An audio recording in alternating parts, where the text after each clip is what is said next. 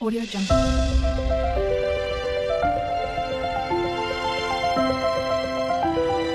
Audio Jungle. মাথা একদম গরম হয়ে যায় আমার, একদম মাথা রান্না বান্না আমার করতে ইচ্ছা করে না একদম।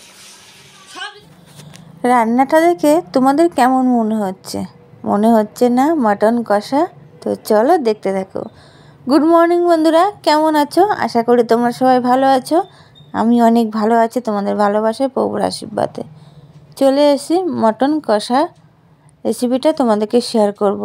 এদিকে দেখো মটনটা সুন্দরভাবে ধুয়ে লঙ্কার গুঁড়ো, জিরের গুঁড়ো, ধনের গুঁড়ো, একটু পরিমাণ মতো নুন, হলুদ দিয়ে আমি সুন্দরভাবে এটাকে, তেল কিন্তু দেইনি, এটাকে সুন্দরভাবে ম্যারিনেট করে আমি রেখে দেবো। তো দেখো এটা কিন্তু আমার সুন্দর করে মাখানো হয়ে গেছে। তো চলো দেখতে দেখো।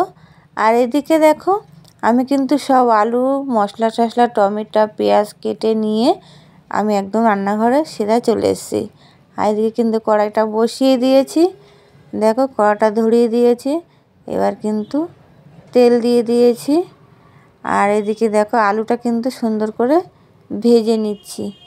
আলুটা ভেজে তারপরে কিন্তু আমি মশলাটা, আলুটা তুলে তারপরে আমি গরম মশলা, তেজপাতা দিয়ে পেঁয়াজটা দিয়ে সুন্দর করে নাড়িয়ে চাড়িয়ে নেব। তো দেখো পেঁয়াজটা কিন্তু সুন্দরভাবে আমার লাল লাল করে ভাজা হয়ে গেছে, টমেটোটাও গলে গেছে। এবার কিন্তু মশলাটা দিয়ে দেবো, সেই আদা, রসুন আর শুকনো লঙ্কা বাটাটা আমি কিন্তু দিয়ে দিয়েছি। এবার মশলাটা সুন্দরভাবে কষানো হবে। দেখো মশলাটা কিন্তু কষানো হয়ে গেছে, তেলটা গায়ে কি সুন্দর ছেড়ে গেছে। আর এদিকে আমি মটনটা দিয়ে দিয়েছি, দিয়ে দেখো আমি ভালো করে কষিয়ে নিচ্ছি। আর এদিকে দেখো বাচ্চাদের সঙ্গে কথা বলতে বলতে মাথা গরম হয়ে গেছে। তো চলো এদিকে দেখো আলুটা দিয়েও কিন্তু আমি মাংসটা সুন্দরভাবে কষিয়ে নিচ্ছি।